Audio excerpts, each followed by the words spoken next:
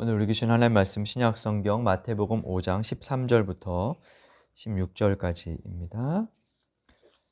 한 절씩 교독하겠습니다. 너희는 세상의 소금이다. 소금이 짠맛을 잃으면 무엇으로 그 짠맛을 되찾게 하겠느냐? 짠맛을 잃은 소금은 아무데도 쓸 데가 없으므로 바깥에 내버려서 사람들에게 짓밟을 뿐이다. 너희는 세상의 빛이다. 산 위에 세운 마을은 숨길 수 없다. 또 사람이 등불을 켜서 말 아래에다 내려놓지 아니하고 등경 위에다 놓아둔다. 그래야 등불이 집안에 있는 모든 사람에게 환히 비친다. 이와 같이 너희 빛을 사람에게 비추어서 그들이 너희의 착한 행실을 보고 하늘에 계신 너희 아버지께 영광을 돌리게 하여라. 아멘. 지난 두어 달 동안 생각하다라는 제목으로 믿음, 기도, 교회, 예배, 헌금 등에 대한 말씀을 드렸었습니다. 오늘은 전도를 주제로 말씀을 드리고 생각하다라는 제목의 설교를 마무리하려고 합니다.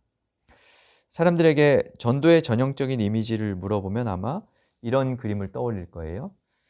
길거리에서 바쁜 걸음을 가로막으며 도를 아십니까? 라고 묻는 사람처럼 좀 이렇게 귀찮게 하는 장면, 혹은 지하철이나 광장에서 사람들의 따가운 시선을 아랑곳하지 않고 예수천당 불신지옥을 외치는 광경.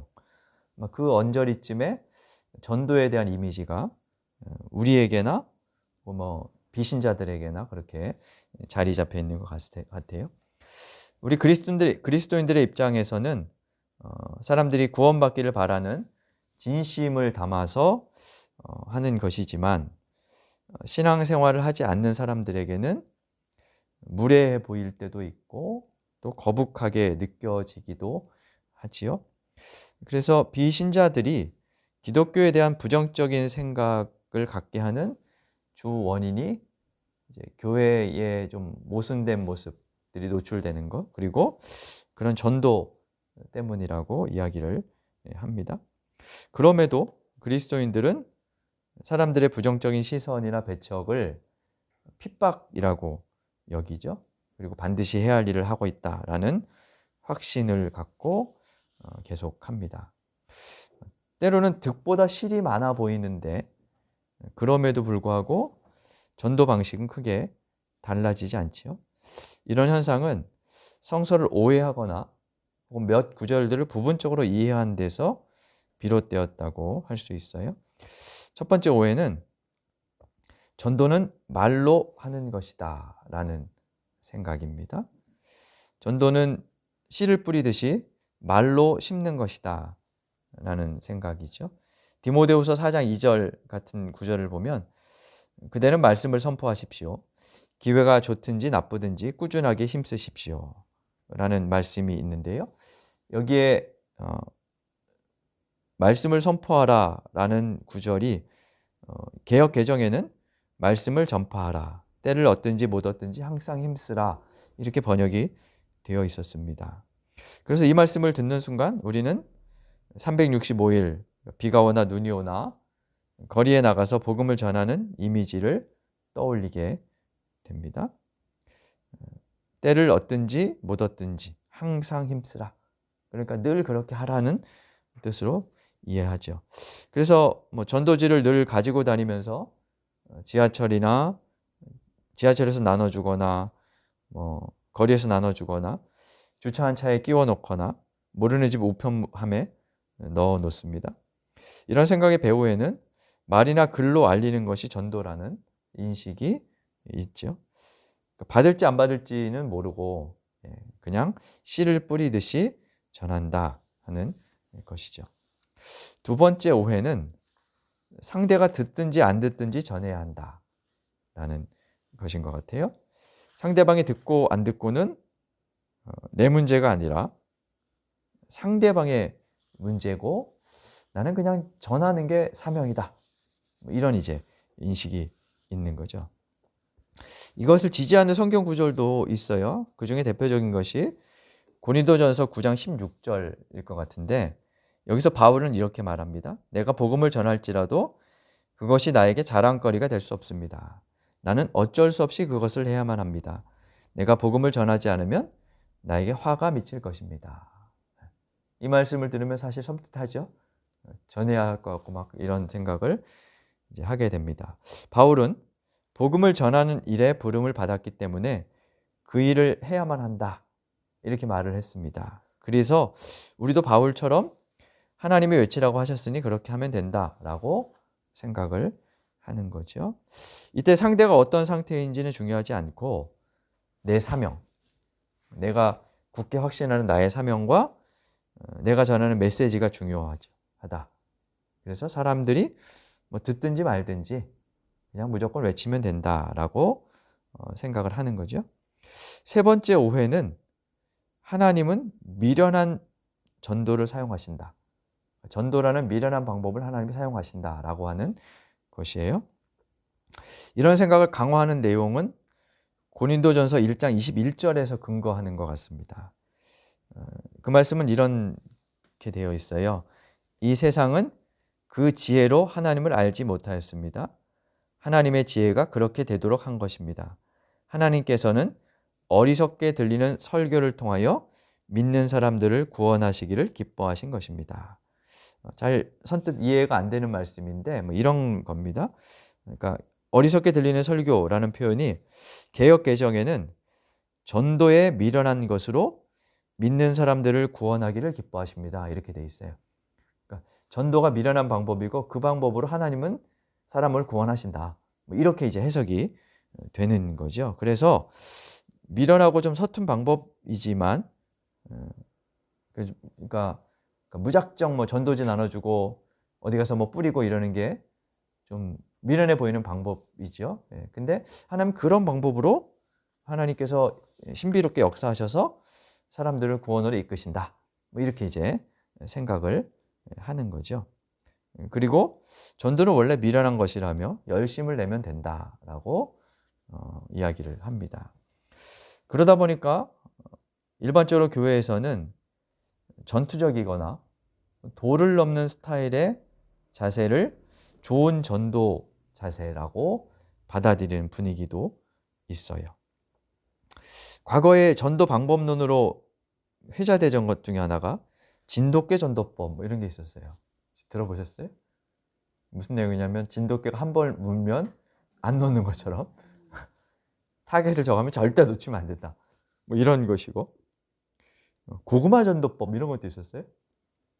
이게 무슨 내용이냐면 고구마 줄기가 한번 건드리면 쭉 연달아 몇 개가 달려서 나오죠. 그런 것처럼 이 사람 한 명에 연결된 여러 사람들을 다 이렇게 줄줄이 전도하는 그게 효과적이다. 뭐 이런 이제 것이었습니다. 심지어 예전에 어느 교회에서는 청년부에서 전도지 문구에 소개팅 해볼래? 라는 문구를 넣었었어요. 그리고 그 뒷장에다가 그 교회 청년부 남자 여자들의 사진과 나이, 직업 이런 것들을 이렇게 넣어서 전도지를 만들었어요.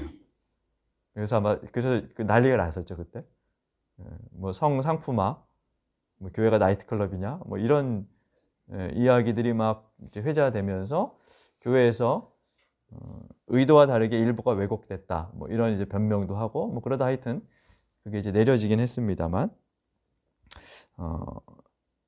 그런 현상들이 나타나는 이유는 이제 전도 자체에 좀 지나치게 이제 그 어떤 그 우리의 그 사명 전체 존재 자체를 거기에다 부여하기 때문이다라는 생각이 드는데 지금도 뭐 그런 일들은 비슷하게 일어나죠.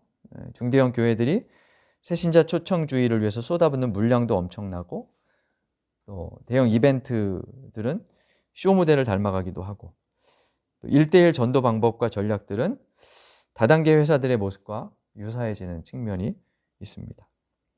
이런 현상이 나타나는 이유는 한국교회의 전도가 앞에서 말씀드린 세 가지 오해의 물량주의와 성과주의 논리가 덧붙여져 있기 때문입니다.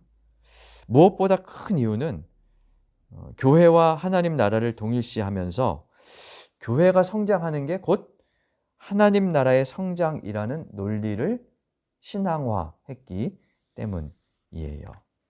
지난번에 교회에 관한 말씀을 드릴 때 잠깐 그런 부분을 언급을 했는데 현재 오늘날의 이 지상의 교회와 하나님 나라는 동일하지가 않습니다. 그런데 교회가 성장하는 것은 곧 하나님 나라가 확장되는 것이다 라는 좀 단순화된 논리가 있고, 그 논리가 신앙으로 받아들여지면 어떻게 되겠어요?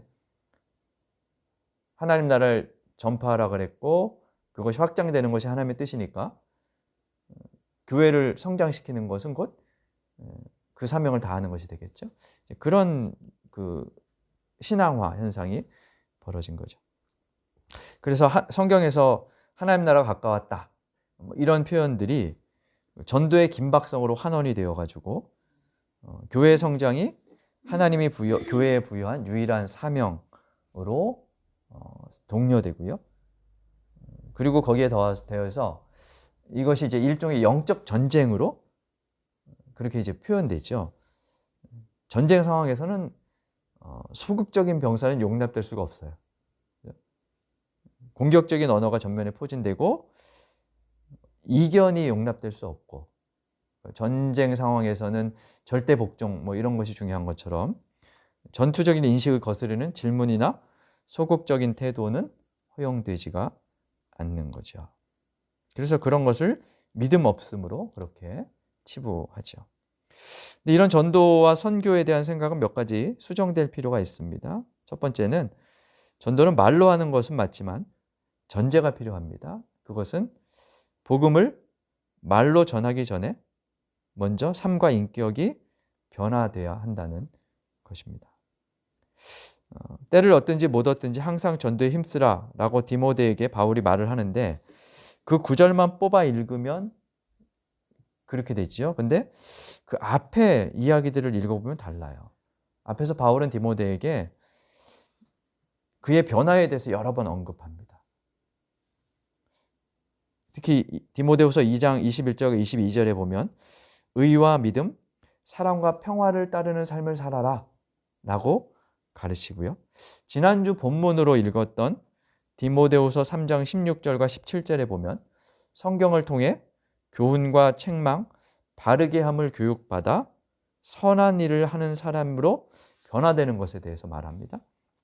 그러니까 전도에 힘쓰라는 말에는 이러한 인격, 삶의 변화들이 포함되어 있다는 거죠. 의와 믿음, 사랑과 평화를 좇는 삶, 변화한 삶과 인격이죠. 그리고 언어, 말이라는 것이 좀 더 좀 확대될 필요가 있어요. 우리가 어떤 사람들의 말을 알아듣는데 여러분 단순히 입에서 나오는 것만 갖고 알아듣진 않으시잖아요.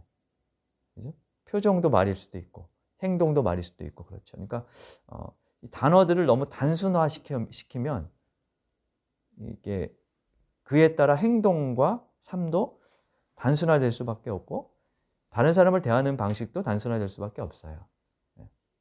그 안에 내포된 의미들이 좀 더 다양하다는 것을 좀 이해할 필요가 있죠. 삶이 중요하다는 것은 예수님의 가르침을 보면 더 분명해지는데요. 오늘 본문을 보면 주님은 너희는 세상의 소금이며 세상의 빛이다 라는 비유로 그리스도인의 존재 정체를 말씀해 주시죠. 그리고 그들의 존재 증명은 몇 마디 말이 아니라 16절에 따르면 착한 행실을 보이는 것이다 라고 말씀합니다. 여기서 착한 행실은 무엇일까요? 다른 사람을 돕는 것 정도로 우리가 생각할 수 있지만 그것을 포함해서 하나님을 믿고 생겨난 변화된 삶의 열매를 모두 포괄합니다. 5장 이후를 쭉 읽어보면 그 삶은 살인하지 말라는 말씀을 율법에 써 있는데 그 말씀을 새롭게 해석하시는, 미움이 곧 살인이다라고 해석하시거나, 간음하지 말라는 말을 들었는데 그것을 더 확대하신다거나 이런 것이거든요. 그러니까 그냥 정해진 율법을 따르는 것을 넘어서서 그것을 포괄하여 새로운 정신을 가지고 살아가는 것. 그것이 변화된 삶이라고 말하는 거죠. 그런 변화 없이 외치는 전도는 알맹이 없는 빈 껍질의 소리에 불과하다는 것이 성서의 가르침입니다. 두 번째, 전도는 상대가 듣지 않든지 전하는 것이다 라고 하는데, 사실 그것도 옳지 않습니다. 바울이 아까 제가 읽어드린 고린도전서 9장 16절에 내가 복음을 전하지 않으면 화가 나에게 미칠 것이다 라고 하면서 이어서 이런 말을 해요. 화가 미쳐요. 나에게 화가 미쳐요. 그걸 내가 알겠어요. 그래서 어떻게 하느냐? 유대인들에게는 유대인처럼, 율법이 없는 사람들에게는 율법이 없는 사람 같이, 약한 사람들에게는 약한 사람처럼 이렇게 말을 합니다. 무슨 뜻일까요? 그 사람이 알아들을 수 있는 말을 했다는 거예요. 상대방에게 받아들여질 수 있는 방법으로 자신을 바꿨다는 거죠. 성숙하지 않은 사람일수록 자기 방식으로 말을 합니다. 사랑을 모르는 사람일수록 남들에게 자기에게 맞추라고 하고 자신의 주파수에 맞추어서 이야기를 합니다. 바울은 그 반대로 했어요. 내가 복음을 전하지 않으면 나에게 화가 미칠 것이다 라고 말하면서 자신의 사명을 피력한 것이지, 상대가 듣든지 안 듣든지 그냥 상관없이 내 말만 하면 된다 라고 말하는 것이 아니라는 거죠. 또한 전도에 있어서 미련하다는 것은 이런 의미가 있어요. 그것도 역시 고린도전서 1장 그 맥락을 찾아보면 여기서 이 미련함은 십자가라는 하나님의 방식이 미련하는 뜻입니다. 그래서 유대인들이나 로마인들은 죄인들이 처형받는 방식이었기 때문에 받아들여지지 않았고, 그리스인들은 그것보다 좀 더 고차원적인 지혜로운 방법이 있는데 저런 십자가라는 저런 무식한 방법을 쓰다니, 그래서 그리스인들은 그 십자가라는 방식을 허용하지 않았어요. 그러니까 인정하지 않았어요. 그런데 하나님은 그 방법을 쓰셨죠. 그래서 다른 사람들이 볼 때, 유대인들이나 그리스인 사람들이 볼 때 이 십자가라는 하나님의 사랑의 표현 방식이 미련해 보일지만 하나님은 그것을 통해서 사람들을 구원하는 길을 열어놓으셨다는 뜻이에요. 근데 그것이 마치 전도의 방식 자체가 미련해도 상관없다라는 것으로 이해한다면 그건 오류라는 거죠. 그래서 이것은 전도 방식을 가르치는 구절이 아니라 사실은 십자가를 구원의 징표로 믿고 따르는 저와 여러분, 우리 성도들이 세상에서 어떤 존재로 자리매김을 해야 하는지, 어떻게 살아야 하는지를 보여주는 구절이라고 할 수 있어요. 삶의 방식이 때로 다른 사람들이 볼 때 미련해 보여도 그것이 십자가의 정신을 구현하는 것이라면 그렇게 살아가는 것이 마땅하다는 거예요. 단순히 그냥 전도 방식이 미련해도 된다라고 말하는 것이 아니라는 거죠. 그래서 그런 삶을 하나님은 빛과 소금으로 삼아 당신의 존재와 사랑을 드러내신다라고 하는 거죠. 제가 지금까지 2달 동안 언급했던 믿음, 기도, 예배, 헌금, 전도 등은 우리의 신앙을 구성하는 우리의 삶의 일부이며 종교생활의 필수 요소들이죠.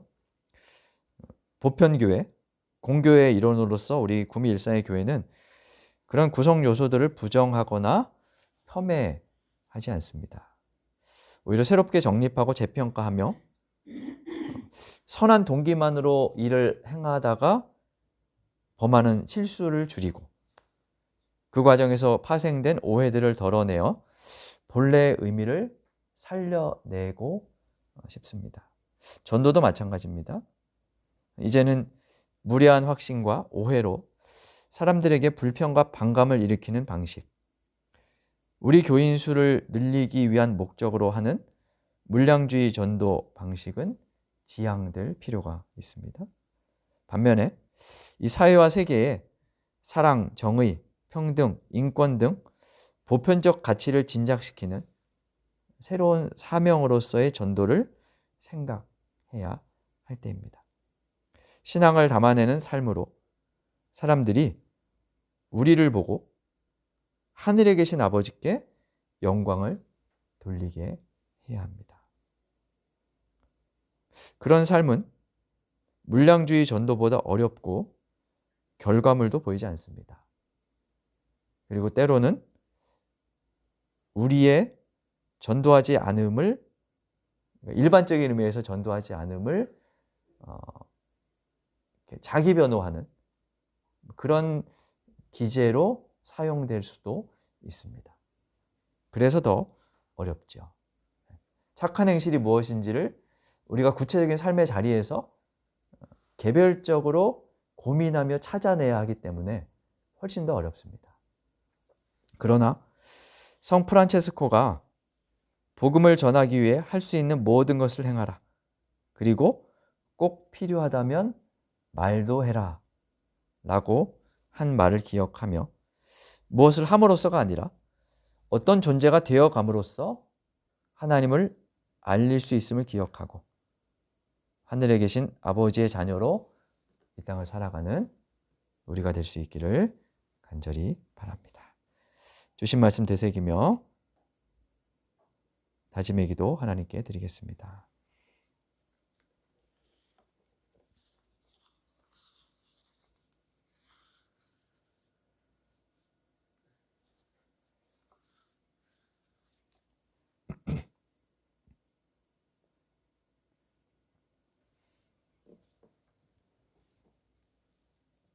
하나님, 오늘 우리의 전도에 대해서 생각해 보았습니다. 하나님의 사랑과 복음을 전하는 우리의 전도가 혹 그 내용과 달리 비복음적이지는 않았는지 돌아봅니다. 이제 무엇을 함으로써가 아니라 착한 행실이 있는 하나님의 자녀가 되어감으로써 살아계신 하나님을 드러내는 우리와 교회가 되게 하여 주옵소서. 그래서 우리의 존재로, 교회의 존재로 사람들이 하나님께 영광을 돌릴 수 있도록 도와주옵소서. 예수님 이름으로 기도드립니다. 아멘.